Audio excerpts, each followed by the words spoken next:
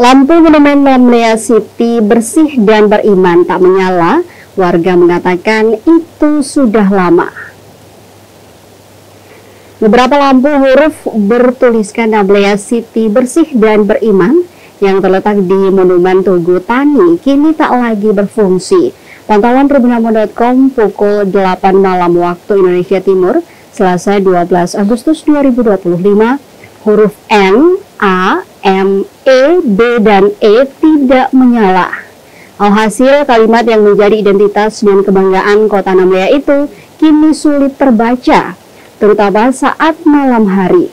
Menurut salah seorang warga, Musa Buton, kerusakan lampu sudah berlangsung cukup lama. Monumen yang kerap dijadikan latar swafoto sudah jauh dari estetik. Diketahui Monumen Tugu Tani merupakan salah satu titik pusat kota Namlea dan menjadi representasi wajah ibu kota Kabupaten Buru itu. Selain menjadi penanda kota, keberadaan tulisan tersebut juga mencerminkan semangat kebersihan dan nilai keimanan yang dijunjung tinggi oleh masyarakat Namlea. Musa berharap pemerintah daerah atau instansi terkait segera melakukan perbaikan agar tampilan kota tetap terjaga, terutama untuk memberikan kesan positif bagi pendatang maupun wisatawan.